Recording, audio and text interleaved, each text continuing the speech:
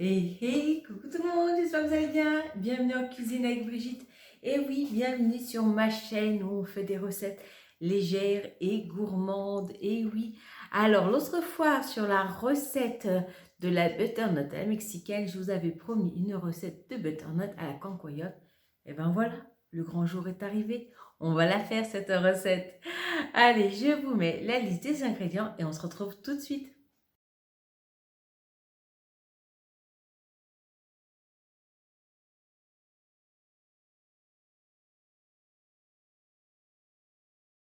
J'ai coupé ma butternut en deux. J'ai commencé à en vider une. Je vais vous montrer la petite astuce pour pouvoir les vider tranquillement. Donc une fois que vous l'avez coupé, vous retirez bien sûr tous les pépins qui se trouvent là. Voilà. Et ensuite, personnellement, pour ne pas me casser la tête, je fais des tas de petites entailles. Mais comme ça, voilà. Je ne sais pas si vous voyez bien. Plein de petites entailles. Je fais comme si je achète déjà la butternut. Voilà. Donc ça demande moins de force. Et vous commencez déjà, je ne sais pas si vous voyez bien, à bien inciser. Comme ça, vous pouvez ensuite y aller à la cuillère et retirer plus facilement les morceaux. Donc là, je vous montre cette technique-là. Il y avait la technique aussi qui est directement de la mettre au four, comme vous avez vu pour la butternut à la mexicaine. Mais cette technique-là, elle est pas mal aussi. Donc on va utiliser cette technique aujourd'hui pour vider notre butternut. Vous voyez, on continue les incisions. On vide avec l'aide de la cuillère. Voilà, on récupère tout. Et après, ce qu'on fait, c'est qu'à la fin, on racle avec la cuillère, de cette façon-là, tous les bords. Voilà. Bon, là, je vais continuer à taillader. Bon, vous avez compris le principe. On taillade dans tous les sens. On ramène avec la cuillère. Et voilà.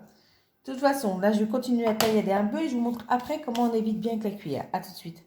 Donc, une fois que vous avez retiré pas mal de chair, vous allez avec la cuillère et vous raclez de cette façon. Voilà. Comme ça, vous récupérez bien,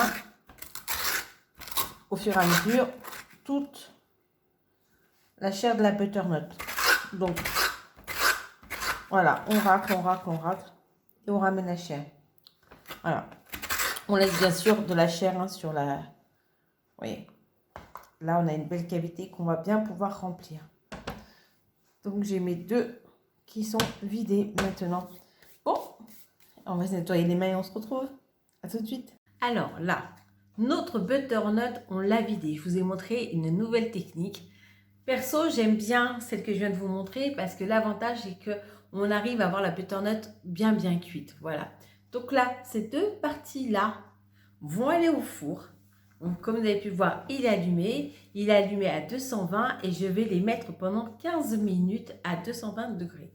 J'ai gardé, bien sûr, ma butternut, ma chair de butternut que j'ai réussi à retirer à la cuillère et au couteau. Je vais vous montrer comment on va la cuisiner. Allez, à tout de suite, j'enfourne ça et je reviens vers vous. Alors, revenons à notre chair de butternut. Là, je l'ai passé au mixeur. Donc, je vais vous montrer à quoi ça ressemble. Voilà, je l'ai bien mixé. Je la mets dans un récipient à micro-ondes parce que je vais la passer un peu au micro-ondes pour la cuire. Alors, vous demandez pourquoi j'ai fait tout ça. En fait, ce qui se passe, c'est que là, si on veut pouvoir bien remplir notre butternut, et c'est le but parce qu'on n'a pas envie de rester sur notre faim, si on laisse les gros morceaux de butternut, ils vont prendre de la place et on ne pourra pas y caser tout ce qu'on veut dedans. Vous voyez comme elle réfléchit, la gourmande que je suis, hein? Voilà. Donc là, on récupère parce que comme vous avez pu voir, déjà, rien que là, sans la faire cuire, rien qu'en mixant, voilà, j'ai réduit un peu ma butternut.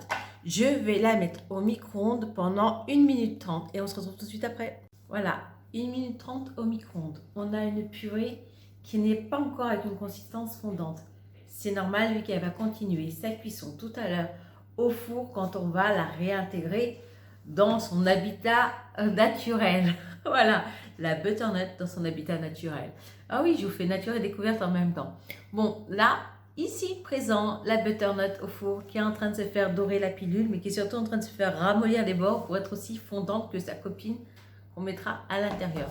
Maintenant, on s'attaque à ce que j'aime le moins, éplucher l'oignon, émincer l'oignon. J'aime pas faire ça, mais en même temps, j'aime tellement l'oignon. Qu'est-ce que vous voulez que je vous dise? C'est le prix à payer. Allez, à tout de suite. Me revoilà après un émassage d'oignon effectué sans aucune larme. Je suis pas peu fière de moi. Donc là, ce que je vais faire, je ne vais pas vous filmer quand je vais aller au feu. Ce que je vais faire, c'est que je vais faire revenir d'abord dans ma poêle anti-adhésive sans matière grasse des allumettes de bacon. J'ai trouvé des allumettes de bacon à 3% de matière grasse qui font 107 calories au 100 grammes. Donc, on va se faire 100 grammes chacun. Ça fera notre source de protéines. Donc, je vais faire revenir mes allumettes de bacon et mon oignon. Je vais laisser fondre. Si besoin, je rajouterai un peu d'eau. Je ne vais pas saler parce que les allumettes de bacon sont déjà salées. Par contre, je vais poivrer tout ça. Je vais laisser réduire au maximum. Ensuite, ce qui va se passer, vous allez voir la suite. On va mettre tout le monde ensemble, tout mélanger et refarcir les mistinguettes. On s'est compris? Bon. Allez, de toute façon, je fais revenir mes allumettes de bacon et mes oignons en leur disant reviens, on va vivre la main dans la main. Me revoilà. Alors, avant de vous parler de la suite de la recette, on va faire un petit point au niveau calories de la recette. Donc là, pour la portion, pour une personne telle que je vous l'ai mis avec les ingrédients, on est sur du 350 calories pour la demi-butternut farcie. Voilà, on est plutôt bien. Vous avez pu voir qu'il n'y a pas de féculents. Donc si vous le souhaitez, après il faudra compter les calories en plus, vous pouvez rajouter une petite patate dans la purée de butternut. Voilà, ça peut être sympa aussi. Là, ma butternut qui était au four, je viens de la sortir après 15 minutes. Je l'ai laissée un peu dans le four éteint, voilà, histoire qu'elle se refroidisse. Et je ne sais pas si vous allez bien voir, je peux y enfoncer mon couteau facilement. Donc, elle est toute fondante. Là, sur celle-ci, j'ai même pu, vous voyez, commencer à racler un peu de pulpe. Voilà, là, ils sont bien revenus, mes lardons de bacon avec les oignons. Alors, si vous n'avez pas la chance de trouver les lardons de bacon dans le commerce avec des morceaux de jambon, ça le fait très bien. Il y a même aussi des jambons fumés, il ne faut pas hésiter. Les blancs de dinde, hein, pour celles qui ne mangent pas de porc, n'hésitez pas. Les blancs de dinde. Et puis voilà, quoi, j'ai envie de dire. Après, si vous avez vraiment envie de faire une version végétarienne, et ben remplacer les lardons par des champignons, c'est tout aussi bon. J'ai déjà testé, croyez-moi, c'est pas mal. Et ça allège encore plus, je dirais, les calories. Voilà. Donc là, maintenant, ce qu'on va faire, c'est qu'on va rassembler tout ça afin de farcir nos jolies petites butternuts. Donc, je vais mélanger la purée de butternut. Je vais y rajouter la concoyote et nos lardons et nos oignons. Voilà. Vous pouvez assaisonner si vous aimez la muscade, ce qui n'est pas mon cas. Ben ouais, il y a des trucs que j'aime pas et la muscade en fait partie. Voilà. Vous pouvez assaisonner avec de la muscade pour ceux qui aiment. Voilà. Pour ma part, je lui mets beaucoup de poivre parce que j'aime bien que ça relève un peu, étant donné que la butternut est sucrée. Voilà. Vous pouvez aussi rajouter de l'ail si vous voulez, de l'ail déshydraté. Rajoutez comme vous voulez, comme je vous dis à chaque fois, faites-vous plaisir. Je mélange tout ça et on se retrouve pour farcir notre butternut. À tout de suite. Me revoilà. Donc j'ai mis tout dans mon bol. Oui. Voilà. Petite astuce, versez bien votre concoyote dans le mélange chaud, lardon, oignon, parce que comme ça fondra plus facilement. Voilà. Donc, vous pouvez goûter à nouveau, assaisonner et vérifier que tout est à votre goût. Pour celles qui n'aiment pas la cancoyote, vous pouvez la remplacer par de l'emmental râpé, il n'y a pas de souci, mais par contre, il faudra revoir les quantités parce que ce n'est pas le même nombre de calories. Si vous n'avez pas envie de mettre de fromage, vous n'avez pas envie d'avoir le côté gratiné, vous pouvez remplacer par de la crème allégée aussi à 4%. Il n'y a pas de problème, ça sera très très bon aussi.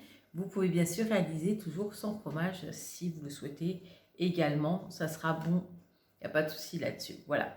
Donc là, maintenant, rien de plus simple. Je vais remplir mes deux butternuts avec ma farce et on se retrouve pour que je les enfourne. À tout de suite. Alors, un petit conseil, mettez-les quand même dans des plats individuels ou un grand plat parce que ça risque de déborder de toute façon. Donc voilà à quoi elle ressemble. J'ai goûté le mélange, c'est juste une tuerie. Vous savez quoi? Vous allez l'adorer cette recette. Je n'ai aucun doute. Si vous aimez la butternut et vous aimez la concoyote, c'est la recette à faire. En plus, vous avez vu, l'avantage là, c'est que je les ai préparés. Je peux les laisser au four. Et si j'avais des invités, allumer dans les 10 dernières minutes, histoire qu'elles cuisent. Et puis voilà, quoi, le temps de prendre l'apéro ou l'entrée, vous êtes tranquille. Bon, je vais aller préchauffer mon four à 220 et je vais les enfourner. À tout de suite. Voilà, là, elles ont fini de cuire 10 minutes au four à chaleur tournante. Maintenant, ce que j'ai fait, c'est que je les rajoute 5 bonnes minutes sous le grill.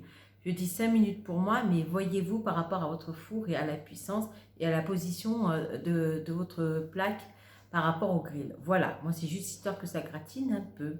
Bon, ben on se retrouve à la sortie du four. Allez, à tout à l'heure. Me revoilà. Alors, j'ai fait un peu gratiner, mais pas trop.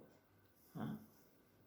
Ça reste très odorant et très satisfaisant ce plat.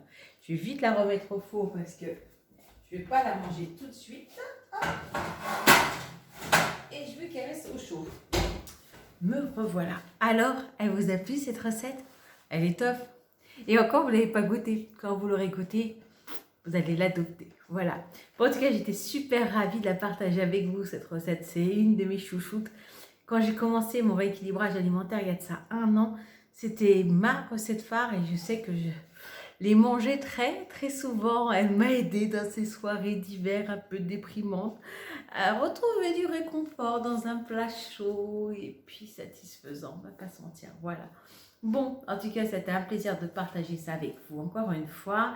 En tout cas, si tu es nouveau, n'hésite pas, tu likes, tu t'abonnes. La totale, quoi, fais-toi plaisir. Et puis, je vous fais d'énormissimes bisous et je vous dis à très très vite pour de nouvelles vidéos. Ciao, ciao!